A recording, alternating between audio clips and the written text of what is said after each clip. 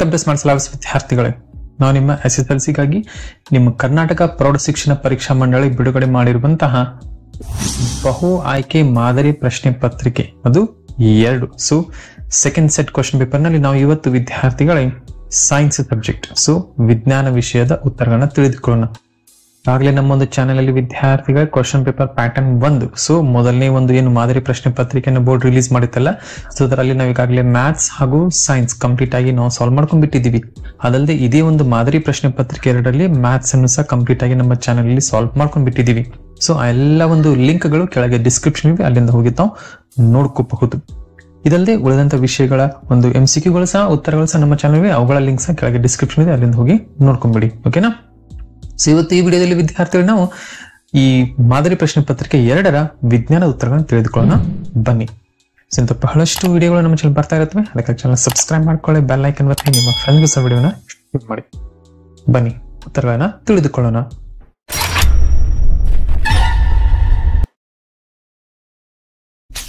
So ವಿದ್ಯಾರ್ಥಿಗಳು, ಇದು ಮಾದರಿ ಪ್ರಶ್ನೆ ಪತ್ರಿಕೆ 2 ಮಾಡೆಲ್ ಕ್ವಶನ್ ಪೇಪರ್ ನಂಬರ್ 2, ಅದರಲ್ಲಿ ವಿಜ್ಞಾನದ ಉತ್ತರಗಳು. ಸೊ ಮೊದಲನೇ ಪ್ರಶ್ನೆ 41ನೇ ಪ್ರಶ್ನೆ.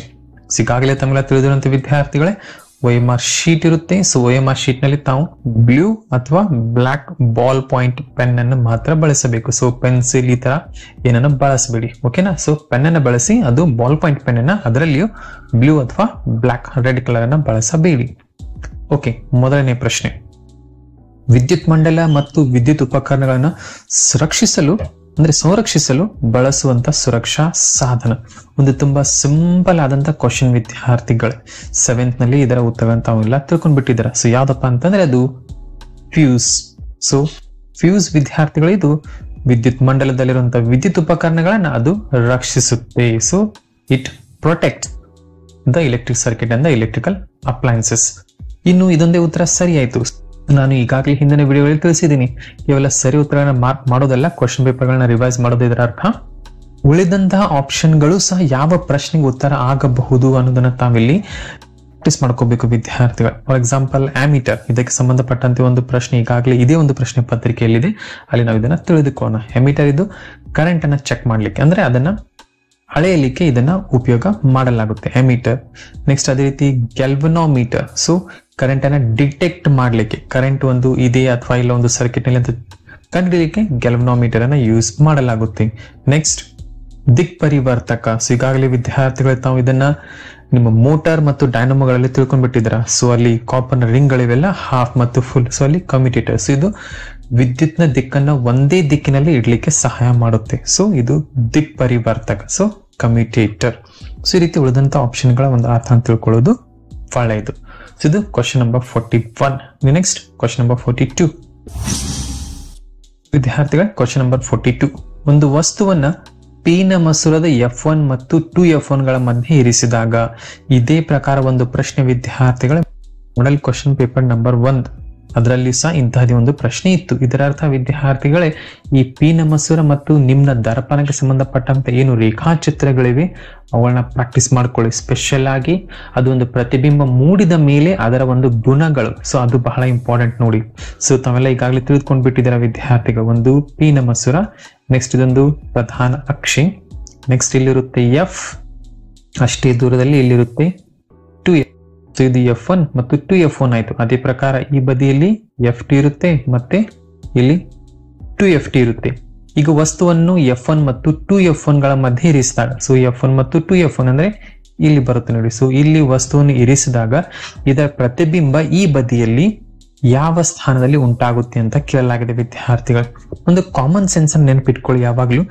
2F ನಲ್ಲಿ ವಸ್ತು ಇಟ್ಟಾಗ ವಿದ್ಯಾರ್ಥಿಗಳೇ ಅದರ ಪ್ರತಿಬಿಂಬ 2F ನಲ್ಲಿಯೇ ಉಂಟಾಗುತ್ತದೆ. ಇನ್ನು ಯಾವ ಪ್ರಕಾರ ವಸ್ತು ಈ ಮಸೂರದ ಸಮೀಪ ಬರ್ತದಲ್ಲ, ಅದರ ಪ್ರತಿಬಿಂಬದ ದೂರ ಈ ಮಸೂರದಿಂದ ದೂರ ಆಗ್ತಾ ಹೋಗುತ್ತೆ. ಇದರ ಅರ್ಥ ವಿದ್ಯಾರ್ಥಿಗಳೇ, 2F ನಲ್ಲಿ ಇದ್ದಾಗ ಅದರ ಪ್ರತಿಬಿಂಬ 2F ನಲ್ಲಿ ಆಯ್ತು. ಇನ್ನು 2F ನ ದಾಟಿ ಇದು ಬರ್ತಾ ಇದೆ, ಇದರ ಅರ್ಥ ಇದನ್ನ ದಾಟಿ ಇದರ ಪ್ರತಿಬಿಂಬ ಬರುತ್ತೆ. ಸೊ ಅದು ತಲೆ ಕೆಳಗಾಗಿ ಇರುತ್ತೆ. ಸೊ ಇದರ ಅರ್ಥ ವಿದ್ಯಾರ್ಥಿಗಳೇ, ಇಲ್ಲಿ ಕರೆಕ್ಟ್ ಆದಂತ ಆಪ್ಷನ್ ನೋಡಿ, F2 ಮತ್ತು 2F2 ಗಳ ಮಧ್ಯ, F2 ಮತ್ತು 2F2 ಗಳ ಮಧ್ಯ ಉಂಟಾಗುವುದಿಲ್ಲ. ಸೊ ಇದು ತಪ್ಪು. 2F2 ನಲ್ಲಿ ಸಾಧ್ಯನೇ ಇಲ್ಲ ವಿದ್ಯಾರ್ಥಿ, ಯಾಕಂದ್ರೆ ವಸ್ತು 2F ನಲ್ಲಿ ಇದ್ದಾಗ ಮಾತ್ರ 2F2 ನಲ್ಲಿ ಅದರೊಂದು ಪ್ರತಿಬಿಂಬ ಉಂಟಾಗುತ್ತೆ. ಇನ್ನು ಸಿ 2F2 ಗಿಂತ ದೂರದಲ್ಲಿ ಇಲ್ಲಿದೆ ನೋಡಿ 2F2 ಗಿಂತ ದೂರದಲ್ಲಿ. ಇದರ ಅರ್ಥ ವಿದ್ಯಾರ್ಥಿಗಳೇ ಪ್ರಶ್ನೆ ಸಂಖ್ಯೆ 42ರ ಸರಿಯಾದಂತಹ ಉತ್ತರ ಇದು 2F2 ಗಿಂತ ದೂರದಲ್ಲಿ. So beyond 2F2 the image will be formed when the object is placed between F1 and 2F1. ಇದೆಲ್ಲ ವಿದ್ಯಾರ್ಥಿಗಳೇ ಸೊ ಈ ರೀತಿ ರೇಖಾಚಿತ್ರಗಳನ್ನ ಪ್ರಾಕ್ಟೀಸ್ ಮಾಡ್ಕೊಳ್ಳಿ. ಇದು ಮಸೂರಕ್ಕೆ ಸಂಬಂಧಪಟ್ಟಂತಾಯ್ತು. ಇನ್ನು ಇದೇ ಪ್ರಕಾರ ನಿಮ್ನ ದರ್ಪಣ, ಸೊ ಅದು ಸಹ ಇಂಪಾರ್ಟೆಂಟ್. ಸೊ ಅದರ ಒಂದು ರೇಖಾಚಿತ್ರಗಳನ್ನು ಸಹ ಪ್ರಾಕ್ಟೀಸ್ ಮಾಡ್ಕೊಳ್ಳಿ. ನಿಮ್ಮ ಟೆಕ್ಸ್ಟ್ ಬುಕ್ ನಲ್ಲಿ ಎಲ್ಲಾ ರೇಖಾಚಿತ್ರಗಳಿವೆ. ಅವುಗಳನ್ನ ಡ್ರಾ ಮಾಡೋದು ಹೇಗಂತ ಪ್ರಾಕ್ಟೀಸ್ ಮಾಡ್ಕೋಬೇಡಿ, ಅವುಗಳನ್ನ ರಚಿಸೋದು ಹೇಗಂತ ಪ್ರಾಕ್ಟೀಸ್ ಮಾಡ್ಕೋಬೇಡಿ. ಜಸ್ಟ್ ಅವುಗಳ ಒಂದು ಗುಣಗಳನ್ನ ಚೆನ್ನಾಗಿ ನೆನ್ಪಿಟ್ಕೊಂಡ್ಬಿಡಿ. ಓಕೆ, ಇದು ಕ್ವಶನ್ ನಂಬರ್ 42. ಇನ್ನು ನೆಕ್ಸ್ಟ್ ಕ್ವಶನ್ ನಂಬರ್ 43.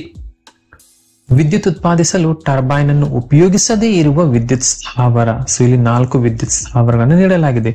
ಒಂದು ಸೌರ ವಿದ್ಯುತ್, ಮತ್ತೊಂದು ನ್ಯೂಕ್ಲಿಯರ್ ಎನರ್ಜಿ, ಮತ್ತೊಂದು ಜಲ ವಿದ್ಯುತ್ ಸ್ಥಾವರ, ಮತ್ತೊಂದು ಉಷ್ಣ ವಿದ್ಯುತ್ ಸ್ಥಾವರ. ಸೊ ಈ ರೀತಿ 4 ಒಂದು ಆಪ್ಷನ್ ಗಳನ್ನು ನೀಡಲಾಗಿದೆ.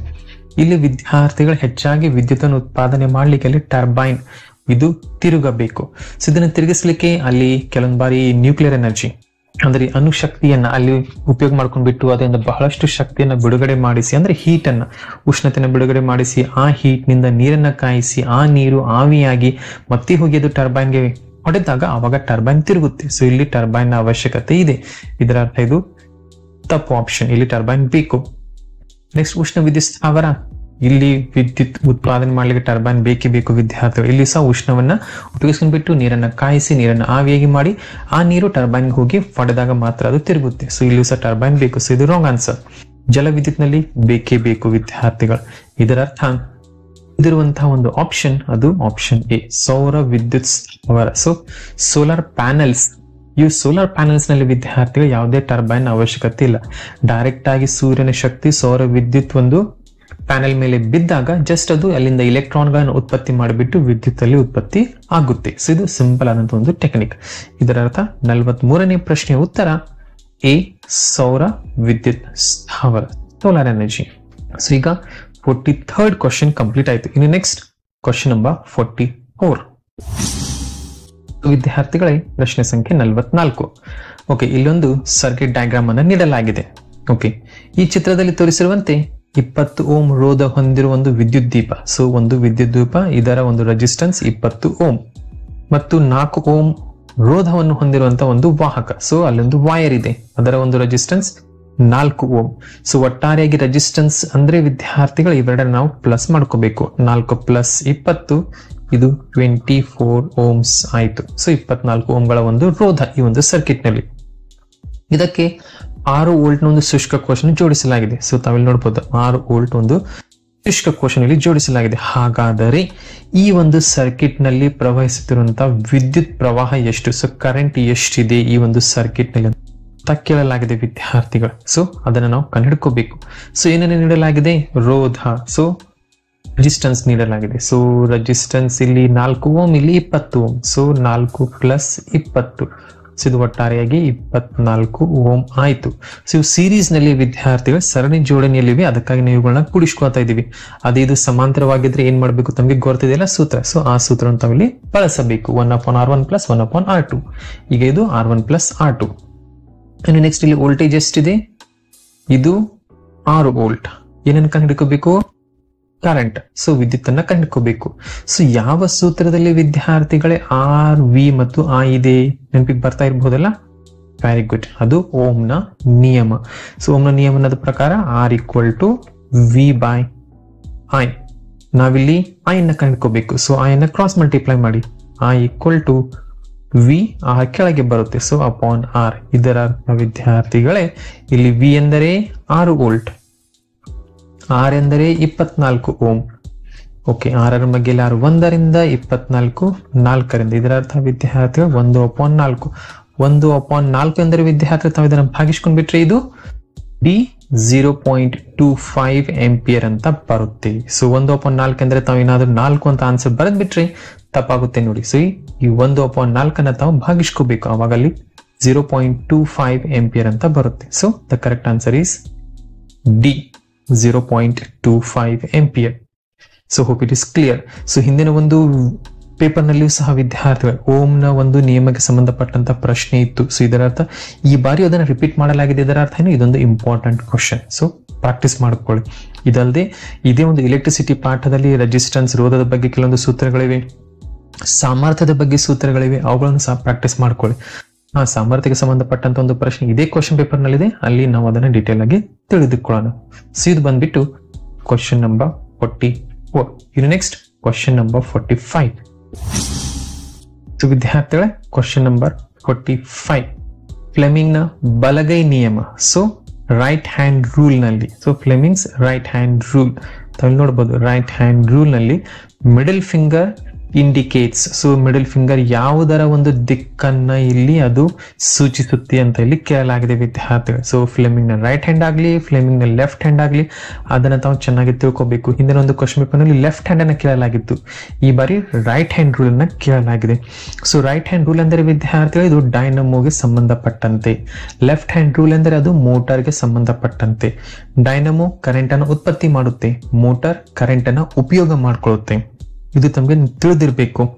ಈಗ ರೈಟ್ ಹ್ಯಾಂಡ್ ರೂಲ್ ಇದು. ಸೊ ರೈಟ್ ಹ್ಯಾಂಡ್ ರೂಲ್ ಎಂದರೆ ಕರೆಂಟ್ ಅನ್ನು ಉತ್ಪತ್ತಿ ಮಾಡುವಂತದ್ದು. ಸೊ ಡೈನಮೋ, ಸೊ ಕರೆಂಟ್ ಅನ್ನು ಉತ್ಪತ್ತಿ ಮಾಡುವುದಿದರ ಅರ್ಥ ವಿದ್ಯಾರ್ಥಿಗಳೇ, ಇಲ್ಲಿ ಮಧ್ಯದ ಬೆರಳು ವಾಹಕದಲ್ಲಿ ಪ್ರೇರಿತ ವಿದ್ಯುತ್ ಪ್ರವಾಹದ ದಿಕ್ಕನ್ನು ಸೂಚಿಸುತ್ತದೆ. ಸೊ ಇದು ಕರೆಕ್ಟ್ ಆನ್ಸರ್ ವಿದ್ಯಾರ್ಥಿಗಳು, ನೆನಪಿರ್ಲಿ. ಸೊ ಮಧ್ಯದ ಬೆರಳಿಲ್ಲಿ ವಾಹಕದಲ್ಲಿ ಪ್ರೇರಿತ ವಿದ್ಯುತ್ ಪ್ರವಾಹದ ದಿಕ್ಕನ್ನ ಸೂಚಿಸುತ್ತೆ. So it indicates induced current, the direction of the induced current. So this is the correct answer. ತೀತಲ್ಲ. ಸೊ ಇದು ಫ್ಲೆಮಿಂಗ್ ನ ರೈಟ್ ಹ್ಯಾಂಡ್ ರೂಲ್ ಗೆ ಸಂಬಂಧಪಟ್ಟಂತೆ ಒಂದು ಪ್ರಶ್ನೆ. So this is question number 45. ಇನ್ನು ನೆಕ್ಸ್ಟ್ ಕ್ವಶನ್ ನಂಬರ್ 46. ಓಕೆ ವಿದ್ಯಾರ್ಥಿಗಳ, ಪ್ರಶ್ನೆ ಸಂಖ್ಯೆ 46. ಕೆಳಗಿನ ಕೋಷ್ಟಕವನ್ನ ಗಮನಿಸಿ. ಓಕೆ, ಇಲ್ಲಿ ಕೆಲವೊಂದು ದ್ರವ್ಯ ಮಾಧ್ಯಮಗಳನ್ನ ಅಂದ್ರೆ ಕೆಲವೊಂದು ಮಟೀರಿಯಲ್ ಮೀಡಿಯಂಗಳನ್ನ ನೀಡಲಾಗಿದೆ, ಜಸ್ಟ್ PQRS ಅಂತ. ಅವುಗಳ ವಕ್ರೀಭವನ ಸೂಚ್ಯಾಂಕ ಅಂದ್ರೆ ರಿಫ್ರಾಕ್ಟಿವ್ ಇಂಡೆಕ್ಸ್ ಅನ್ನು ಸಹ ಇಲ್ಲಿ ನೀಡಲಾಗಿದೆ. ತಾವು ನೋಡಬಹುದು ಬೆಲೆಗಳು 1.52, 1.44, 2.42, 1.33. ಈಗ ಯಾವ ದ್ರವ್ಯ ಮಾಧ್ಯಮದಲ್ಲಿ, ಯಾವ ಮಟೀರಿಯಲ್ ಮೀಡಿಯಂ ನಲ್ಲಿ ಬೆಳಕಿನ ವೇಗ ಅತ್ಯಂತ ಹೆಚ್ಚು, ಸೊ ಫಾಸ್ಟ್ ಆಗಿ ಚಲಿಸುತ್ತೆ ಅಂತ ಇಲ್ಲಿ ಕೇಳಲಾಗಿದೆ ವಿದ್ಯಾರ್ಥಿಗಳು. ತಮಗೆಲ್ಲ ಒಂದು ಕಾಮನ್ ಸೆನ್ಸ್ ತಿಳಿದಿರಬೇಕು. ಬೆಳಕು ಚಲಿಸುವಾಗ ಆ ಮಾಧ್ಯಮದಲ್ಲಿ ಒಂದು ಅಣುಗಳ ಒಂದು ಕಾನ್ಸಂಟ್ರೇಷನ್, ಅವುಗಳ ಒಂದು ಸಾಂದ್ರತೆ ಕಡಿಮೆ ಇತ್ತಪ್ಪ ಅಂತಂದ್ರೆ ಬೆಳಕು ಈಸಿಯಾಗಿ ಅದರ ಮೂಲಕ ಹಾದು ಹೋಗುತ್ತೆ, ಅದು ಬೆಂಡ್ ಆಗೋದಿಲ್ಲ, ಅದು ಬಾಗುವುದಿಲ್ಲ. ಸೊ ಡೈರೆಕ್ಟ್ ಆಗಿ ಅದು ಹಾದು ಹೋಗುತ್ತೆ. ಇದರ ಅರ್ಥ ಏನು, ಈ ವಕ್ರೀಭವನ ಸೂಚ್ಯಾಂಕವು ಆ ಒಂದು ಮಾಧ್ಯಮದಲ್ಲಿರುವಂತಹ ಸಾಂದ್ರತೆಯನ್ನು ಇದು ಸೂಚಿಸುತ್ತೆ. ಸೊ ಯಾವುದರ ಸೂಚ್ಯಾಂಕ ಅತ್ಯಂತ ಕಡಿಮೆ ಅಲ್ಲ, ಅಲ್ಲಿ ಬೆಳಕು ಫಾಸ್ಟ್ ಆಗಿ ಚಲಿಸುತ್ತೆ. ಸೊ ತಾವಿಲ್ಲಿ ನೋಡಬಹುದು ಎಲ್ಲ ಒಂದು ಬೆಲೆಗಳಲ್ಲಿ ವಿದ್ಯಾರ್ಥಿಗಳ S1.33. ಸೊ ಇದರ ಒಂದು ವಕ್ರೀಭವನ ಸೂಚ್ಯಾಂಕ ಅತ್ಯಂತ ಕಡಿಮೆ. ಸೊ ಇದರ ರಿಫ್ರಾಕ್ಟಿವ್ ಇಂಡೆಕ್ಸ್ ಕಡಿಮೆ. ಇದರ ಅರ್ಥ ವಿದ್ಯಾರ್ಥಿಗಳೇ ಎಸ್ ನಲ್ಲಿ ಬೆಳಕು ಫಾಸ್ಟ್ ಆಗಿ ಚಲಿಸುತ್ತೆ. ಸೊ ಎಲ್ಲಿದೆ ನೋಡಿ option yes, B. So option B, yes ಒಂದು ದ್ರವ್ಯ ಮಾಧ್ಯಮದ ಮೂಲಕ ಬೆಳಕು ಅತ್ಯಂತ ವೇಗವಾಗಿ ಚಲಿಸುತ್ತೆ. ಇದೇ ಒಂದು ಪ್ರಶ್ನೆಯನ್ನು ವಿದ್ಯಾರ್ಥಿಗಳು ಯಾವ ದ್ರವ್ಯ ಮಾಧ್ಯಮದಲ್ಲಿ ಬೆಳಕಿನ ವೇಗ ಕಡಿಮೆ ಇರುತ್ತೆ ಅಂತ ಇಲ್ಲಿ ಕೇಳಿದರೆ ವಿದ್ಯಾರ್ಥಿ ಅತ್ಯಂತ ಹೆಚ್ಚು ಯಾವುದರ ಸೂಚ್ಯಾಂಕ ಇರುತ್ತಲ್ಲ, ವಕ್ರೀಭವನ ಸೂಚ್ಯಾಂಕ, ಅದರಲ್ಲಿ ಫಾರ್ ಎಕ್ಸಾಂಪಲ್ ಇಲ್ಲಿ R 2.42. ಇದರ ಅರ್ಥ R ನಲ್ಲಿ ಬೆಳಕು ಸ್ಲೋ ಆಗಿ ಚಲಿಸುತ್ತೆ, ಈ ಒಂದು ಕೊಟ್ಟಂತ ವಕ್ರೀಭವನ ಸೂಚ್ಯಾಂಕಕ್ಕೆ ಸಂಬಂಧಪಟ್ಟಂತೆ. ಸೊ ಇದು ಕ್ವಶನ್ ನಂಬರ್ 46, ಒಂದು ಕಾಮನ್ ಸೆನ್ಸ್ ಇರುವಂತಹ ಕ್ವಶನ್. ಇನ್ನು next question number 47. Question number 47. ತಾಮ್ರದ ಆಯತಾಕಾರದ ಸುರುಳಿಯನ್ನು ಕಾಂತಕ್ಷೇತ್ರದಲ್ಲಿ ತಿರುಗಿಸಿದಾಗ ಪ್ರೇರಿತ ವಿದ್ಯುತ್ ಪ್ರವಾಹದ ದಿಕ್ಕು ಪ್ರತಿ ಬಾರಿ ಬದಲಾಗುವುದು. ಸೊ ಎಷ್ಟು ಬಾರಿ ಬದಲಾಗುತ್ತೆ? 2 ಸುತ್ತುಗಳಿಗೊಮ್ಮೆ, 1 ಸುತ್ತಿಗೊಮ್ಮೆ, ಅರ್ಧ ಸುತ್ತಿಗೊಮ್ಮೆ, 4ನೇ ಒಂದು ಸುತ್ತಿಗೊಮ್ಮೆ. So 2 revolutions, 1 revolution, half revolution, 1/4 revolution. ಇದು ತಮಗೆ ತಿಳಿದಿರಬೇಕು ವಿದ್ಯಾರ್ಥಿ. ಅದು ಮೋಟರ್ ಆಗಿರ್ಲಿ, ಡೈನಮೋ ಆಗಿರ್ಲಿ, ಯಾವಾಗಲೂ ಒಂದು ಸುರುಳಿಯ ಕಾಂತಕ್ಷೇತ್ರದಲ್ಲಿ ವಿದ್ಯಾರ್ಥಿಗಳೇ ಅರ್ಧ ಸುತ್ತಿಗೊಮ್ಮೆ. So every half of the rotation the direction of the current changes. So just keep it in mind. So every half of the rotation, ಅರ್ಧ ಸುತ್ತಿಗೊಮ್ಮೆ ಅಲ್ಲಿ ವಿದ್ಯುತ್ ಪ್ರವಾಹದ ದಿಕ್ಕು ಬದಲಾವಣೆ ಆಗುತ್ತೆ. ಸೊ ಇದು ಕಾಮನ್ ಸೆನ್ಸ್. ಇನ್ನು ಇದು ಕ್ವಶನ್ ನಂಬರ್ 47 ಆಯ್ತು. ಇನ್ನು ಕ್ವಶನ್ ನಂಬರ್ 48. ಜೈವಿಕ ಅನಿಲ. ಈ ಜೈವಿಕ ಅನಿಲಕ್ಕೆ ಸಂಬಂಧಪಟ್ಟಂತೆ ಹಿಂದಿನ ಕ್ವಶನ್ ಪೇಪರ್ ನಲ್ಲಿ ಒಂದು ಪ್ರಶ್ನೆ ಇತ್ತು ವಿದ್ಯಾರ್ಥಿಗಳು, ನೆನಪಿರ್ಬೋದಿಲ್ಲ. ಸೊ ಅದೇ ಪ್ರಕಾರ ಇದು ಜೈವಿಕ ಅನಿಲದ ಪ್ರಧಾನ ಘಟಕ. ಸೊ ಜೈವಿಕ ಅನಿಲದಲ್ಲಿ ಯಾವ ಒಂದು ಘಟಕ, ಈಥೇನ್, ಬ್ಯೂಟೇನ್, ಮೀಥೇನ್, ಪ್ರೋಪೇನ್ ಇರುತ್ತೆ ಅಂತ ಇಲ್ಲಿ ಕೇಳಲಾಗಿದೆ ವಿದ್ಯಾರ್ಥಿಗಳು. ಇಲ್ಲಿ ಸರಿಯಾದಂತ ಆನ್ಸರ್ ಮೀಥೇನ್. ಸೊ ಜೈವಿಕ ಅನಿಲದಲ್ಲಿ ಮೀಥೇನ್ ಹೆಚ್ಚಾಗಿರುತ್ತೆ. ಅದೇ LPG ನಾವೇನು ಮನೆಯಲ್ಲಿ ಬಳಸ್ತೀವಿ LPG ಅದರಲ್ಲಿ ಬ್ಯೂಟೇನ್ ಹೆಚ್ಚಾಗಿರುತ್ತೆ. ಸೊ ಇದು ತಮಗೆ ತಿಳಿದಿರಬೇಕು. So methane is a clean gas. ಇದು ಯಾವುದೇ ಪ್ರಕಾರದ ಒಂದು ಪರಿಸರ ಮಾಲಿನ್ಯವನ್ನು ಮಾಡೋದಿಲ್ಲ ಹಾಗೂ ಹೆಚ್ಚು ಉಷ್ಣತೆಯನ್ನು ಸಹ ಇದು ನೀಡುತ್ತೆ. ಇದೇ ಒಂದು ಪ್ರಶ್ನೆ ಹಿಂದಿನ ಕ್ವಶನ್ ಪೇಪರ್ ನಲ್ಲಿ ಇತ್ತು. ಸೊ ಇದು ಕ್ವಶನ್ ನಂಬರ್ 48. ಇನ್ನು ಕ್ವಶನ್ ನಂಬರ್ 49. ಸೊ ವಿದ್ಯಾರ್ಥಿಗಳ ಕ್ವಶನ್ ನಂಬರ್ 49. ನಿಮ್ನ ಮಸೂರದ ಒಂದು ಗುಣ. ಇಲ್ಲಿ ನಿಮ್ನ ಮಸೂರ ಅಂದರೆ concave lens. So convex lens, concave lens ಎರಡು ಲೆನ್ಸ್ ಗಳಿವೆ. ವಿದ್ಯಾರ್ಥಿಗಳೇ ಕಾನ್ಕೇವ್ ಲೆನ್ಸ್ ಈ ರೀತಿ ಇರುತ್ತೆ. ಸೊ ಇದು ಕಾನ್ಕೇವ್ ಲೆನ್ಸ್. ಅದೇ ಕಾನ್ವೆಕ್ಸ್ ಲೆನ್ಸ್ ಅಂದ್ರೆ ಪೀನ ಮಸೂರ ಈ ಪ್ರಕಾರ ಇರುತ್ತೆ. ಸೊ ತಮಗೆಲ್ಲ ತಿಳಿದಿರುವಂತೆ ಪೀನ ಮಸೂರದ ಮೂಲಕ ಬೆಳಕು ಹಾಯ್ದು ಹೋದಾಗ ಅದು ಮತ್ತೊಂದು ಬದಿಯಲ್ಲಿ ಕೇಂದ್ರೀಕರಿಸುತ್ತೆ. ಇದು ಪೀನ ಮಸೂರ. ಅದೇ ಒಂದು ನಿಮ್ನ ಮಸೂರದ ಮೂಲಕ ಬೆಳಕು ಹಾಯ್ದು ಹೋದಾಗ ಅದು ವಿಕೇಂದ್ರೀಕರಿಸುತ್ತೆ. ಸೊ ಇದು ನಿಮ್ನ ಮಸೂರ. ಇದು ನಿಮ್ಗೆ ತಿಳಿದಿರ್ಬೇಕು. ಇದೇ ಒಂದು ಆನ್ಸರ್ ಅನ್ನ ಇಲ್ಲಿ ನೋಡಿ, ಬೆಳಕಿನ ಕಿರಣಗಳನ್ನು ವಿಕೇಂದ್ರೀಕರಿಸುತ್ತೆ. ಸೊ ಇದು ನಿಮ್ನ ಮಸೂರ ಬೆಳಕಿನ ಕಿರಣಗಳನ್ನು ವಿಕೇಂದ್ರೀಕರಿಸುತ್ತೆ. 100% ಕರೆಕ್ಟ್ ವಿದ್ಯಾರ್ಥಿಗಳು. ಸೊ ಮೊದಲನೇ ಆಪ್ಷನ್ ಇಲ್ಲಿ ಸರಿಯಾದಂತ option. It diverges the light rays. ಈ ಸತ್ಯ ಮತ್ತು ತಲೆ ಕೆಳಗಾದ ಪ್ರತಿಬಿಂಬವನ್ನು ಉಂಟು ಮಾಡುತ್ತೆ? ಸಾಧನೆ ಇಲ್ಲ ವಿದ್ಯಾರ್ಥಿಗಳು. ನಿಮ್ನ ಮಸೂರ ಯಾವಾಗಲೂ ಸತ್ಯ ಪ್ರತಿಬಿಂಬವನ್ನು ಉಂಟು ಮಾಡೋದೇ ಇಲ್ಲ. ಸೊ ಇದು ಆಟೋಮೆಟಿಕ್ ಆಗಿ ರಾಂಗ್ ಆಯ್ತು. ಅಂಚುಗಳಲ್ಲಿ ತೆಳುವಾಗಿದ್ದು. ಸೊ ನೋಡಿ ನಿಮ್ನ ಮಸೂರ ಅಂಚುಗಳಲ್ಲಿ ತೆಳುವಾಗಿದೆಯಾ? ಇಲ್ಲಿ ದಿಪ್ಪವಾಗಿದೆ, ಮಧ್ಯದಲ್ಲಿ ತೆಳುವಾಗಿದೆ. ಸೊ ಇದು ಸಹ ತಪ್ಪು. ನೆಕ್ಸ್ಟ್ ಬೆಳಕಿನ ಕಿರಣಗಳನ್ನು ಕೇಂದ್ರೀಕರಿಸುತ್ತೆ. ಅದು ಪೀನ ಮಸೂರದ ಕೆಲಸ. ಇದು ಆ ರೀತಿ ಮಾಡೋದಿಲ್ಲ. ಸೊ ಇದು ಸಹ ತಪ್ಪು. ಸೊ ಕರೆಕ್ಟ್ ಆನ್ಸರ್ ಇಸ್ ಬೆಳಕಿನ ಕಿರಣಗಳನ್ನ ವಿಕೇಂದ್ರೀಕರಿಸುತ್ತೆ. So concave lens never forms a real image. Always keep it in mind. And it is thinner at the edges. Impossible. It is a little bit thicker at the edges and thin in the middle. So even this is a wrong answer. Converges the light rays? No, impossible, because it is the function of a convex lens. So even this is a wrong option. Therefore the correct answer is diverges the light rays. So this is question number 49. Your next question number 50. ವಿದ್ಯಾರ್ಥಿಗಳ question number 50. 220 volt ಜನರೇಟರ್ಗೆ. So ಇಲ್ಲಿ voltage ನೀಡಲಾಗಿದೆ. Okay, ಮೊದಲಿಗೆ ಅದನ್ನ ಬರ್ಕೋಣ. Voltage 220 volt. ಒಂದು ವಿದ್ಯುತ್ bulb ಅನ್ನ ಸಂಪರ್ಕಿಸಲಾಗಿದೆ. So ಅದಕ್ಕೆ ಕನೆಕ್ಷನ್ ಕೊಡಲಾಗಿದೆ ಒಂದು ಜನರೇಟರ್ಗೆ. ಅದರ ವೋಲ್ಟೇಜ್ 220 ವೋಲ್ಟ್. ಈ ಬಲ್ಬ್ ನಲ್ಲಿ 0.50 ವಿದ್ಯುತ್ ಪ್ರವಾಹ ಪ್ರವಹಿಸಿದರೆ ಸೊ ಅಲ್ಲಿ ಇರುವಂತಹ ಕರೆಂಟ್ ಎಷ್ಟು? ಸೊ ಕರೆಂಟ್ ಅಲ್ಲಿ 0.50 ಆಂಪಿಯರ್ ನಷ್ಟು ಕರೆಂಟ್ ಆ ಬಲ್ಬ್ ನ ಮೂಲಕ ಹಾದು ಹೋಗ್ತಾ ಇದೆ. ಇದರ ಅರ್ಥ ಅದರ ಸಾಮರ್ಥ್ಯ, ಅದರ ಪವರ್ ಎಷ್ಟು? ಸೊ ಇಲ್ಲಿ ಪವರ್ ನ ಒಂದು ಬೆಲೆಯನ್ನ ಕೇಳಲಾಗಿದೆ ವಿದ್ಯಾರ್ಥಿಗಳು. ಇಲ್ಲಿ ಕನ್ಫ್ಯೂಷನ್ ಆಗುವಂತ ಚಾನ್ಸಸ್ ಇದೆ. ಏಕಪ್ಪ ಕನ್ಫ್ಯೂಷನ್ ಆಗಬಹುದು, ಸ್ವಲ್ಪ ಗಮನವಿಟ್ಟು ನೋಡಿ ವಿದ್ಯಾರ್ಥಿಗಳು. ಯಾಕಪ್ಪ ಅಂದ್ರೆ ಇಲ್ಲಿ ಪವರ್ ಗೆ ಸಂಬಂಧಪಟ್ಟಂತೆ ನಿಮ್ಮೊಂದು ಟೆಕ್ಸ್ಟ್ ಬುಕ್ ನಲ್ಲಿ 3 ಸೂತ್ರಗಳಿವೆ. ಯಾವಪ್ಪ ಅಂತಂದ್ರೆ ಒಂದು P = VI. ಸೊ ಇದು ಒಂದು ಸೂತ್ರ. ಎರಡನೇ ಸೂತ್ರ P = I² R. ಇದು ಎರಡನೇ ಸೂತ್ರ. P = V²/R. ಇದು ಮೂರನೇ ಸೂತ್ರ. ಸೊ ಇಲ್ಲಿ ಯಾವ ಸೂತ್ರ ಬಳಸಬೇಕು?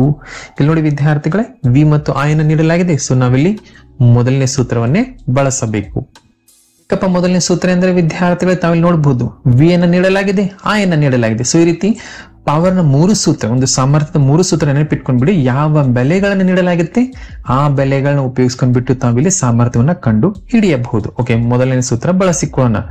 ಇಲ್ಲಿ P = VI. So V, how much it is? It's 220 volt. Next into I is 0.50 equal to 220 ನ ಹಾಗೆ ಬರ್ಕೊಳ್ಳಿ. ವಿದ್ಯಾರ್ಥಿಗಳು, ಈ ಒಂದು ಸಮಸ್ಯೆ ನಿಮ್ಮ ಟೆಕ್ಸ್ಟ್ ಬುಕ್ ನಲ್ಲಿ ಸಹ ಬಿಡಿಸಲಾಗಿದೆ. ಈಗ ಟೆಕ್ಸ್ಟ್ ಬುಕ್ ನಲ್ಲಿ ಇದೊಂದು ಸಾಲ್ವ್ಡ್ ಸಮ್ ಈಗಾಗಲೇ ಬಿಡಿಸಿಕೊಟ್ಟಂತ ಒಂದು ಸಮಸ್ಯೆ ಇದು. ಇನ್ನು 0.50 ನ ನಾವು ಈ ಪ್ರಕಾರ ಬರ್ಕೋಬಹುದು. 50 ಭಾಗಾಕಾರ 100, ಯಾಕೆಂದ್ರೆ 0.2 ಒಂದು ಅಂಕಿಗಳ ನಂತರವಿದೆ. ಸೊ ಛೇದದಲ್ಲಿ 100 ಅಂತ ಬರ್ಕೋಬಹುದು. ಸೊ ಈ ಒಂದು 0, ಈ ಒಂದು 0, ನೆಕ್ಸ್ಟ್ ಈ 0 ಕ್ಯಾನ್ಸಲ್ ಆಯ್ತು. ಇದರ ಅರ್ಥ 22 ಗುಣಾಕಾರ 5 ತಾವು ಗುಣಿಸ್ಕೊಂಡ್ಬಿಟ್ರೆ 110. ಇದರ ಅರ್ಥ ವಿದ್ಯಾರ್ಥಿಗಳೇ ಇಲ್ಲಿ ಕರೆಕ್ಟ್ ಆಪ್ಷನ್ ಸಿ 110. ಇದೆಲ್ಲ ಯಾವ ರೀತಿ ಸರಿಯಾದಂತ ಆನ್ಸರ್ ಕಂಡುಕೋಬೇಕಂತ ಈಗಾಗಲೇ ಹೇಳಲಾಗಿದೆ ವಿದ್ಯಾರ್ಥಿಗಳ. ಈ ಒಂದು ಎಲೆಕ್ಟ್ರಿಸಿಟಿ ಲೆಸನ್ ನಲ್ಲಿ ಓಮ್ಸ್ ನ ಒಂದು ನಿಯಮ, ಅದರ ಒಂದು ಸೂತ್ರ ಇದೆ, ಪ್ಲಸ್ ಒಂದು ರೋಧದ ಸರಣಿ ಜೋಡಣೆ ಮತ್ತು ಸಮಾಂತರ ಜೋಡಣೆ ಸೂತ್ರಗಳಿವೆ. ಅಲ್ಲದೆ ರೆಸಿಸ್ಟಿವಿಟಿ ಸಹ ಒಂದು ಸೂತ್ರವಿದೆ. ಅದಲ್ಲದೆ ವಿದ್ಯಾರ್ಥಿ ಈ ರೀತಿ ಈ ಪವರ್ನ ಸಂಬಂಧಪಟ್ಟಂತೆ 3 ಸೂತ್ರಗಳಿವೆ. ಸೊ ಎಲ್ಲಾ ಸೂತ್ರಗಳನ್ನ ಪ್ರಾಕ್ಟೀಸ್ ಮಾಡ್ಕೊಳ್ಳಿ ಚೆನ್ನಾಗಿ. ಯಾವುದೇ ಸೂತ್ರ ಕೇಳಬಹುದು ಅಥವಾ ಸೂತ್ರಕ್ಕೆ ಸಂಬಂಧಪಟ್ಟಂತ ಈ ರೀತಿ ಸಮಸ್ಯೆ ಬರ್ಬೋದು. ಸೊ ಚೆನ್ನಾಗಿ ಅಭ್ಯಾಸ ಮಾಡ್ಕೊಳ್ಳಿ. ಸೊ ಇದು ಕ್ವಶನ್ ನಂಬರ್ 50. ಸೊ ನಾವೇನ್ ಮಾಡೋಣ ವಿದ್ಯಾರ್ಥಿಗಳ, ಈ ವಿಡಿಯೋನ ಇಲ್ಲಿ ಸ್ಟಾಪ್ ಮಾಡೋಣ. ಮುಂದಿನ ವಿಡಿಯೋದಲ್ಲಿ ನಾವು ಉಳಿದಂತಹ ಪ್ರಶ್ನೆಗಳ ಉತ್ತರಗಳನ್ನು ಸಹ ತಿಳಿದುಕೊಳ್ಳೋಣ. ಸೊ ಮುಂದಿನ ವಿಡಿಯೋವನ್ನು ನೋಡಿ ಮುಂದಿನ ಐಡಿಯಾನ ತಿಳಿದುಕೊಳ್ಳೋದನ್ನ ಮರಿಬೇಡಿ. ತಪ್ಪದೆ ನಮ್ಮ ಚಾನಲ್ ಸಬ್ಸ್ಕ್ರೈಬ್ ಮಾಡ್ಕೊಳ್ಳಿ, ಬೆಲ್ ಐಕನ್ ಒತ್ತಿ, ನಿಮ್ಮ ಫ್ರೆಂಡ್ಸ್ ಸಹ ವಿಡಿಯೋನ ಶೇರ್ ಮಾಡಿ. ಮತ್ತೆ ಭೇಟಿಯಾಗೋಣ ಮುಂದಿನ ವಿಡಿಯೋದಲ್ಲಿ. ಅಲ್ಲಿಯವರೆಗೆ ಚೆನ್ನಾಗಿ ಓದಿ, ಚೆನ್ನಾಗಿ ಅಭ್ಯಾಸ ಮಾಡಿ.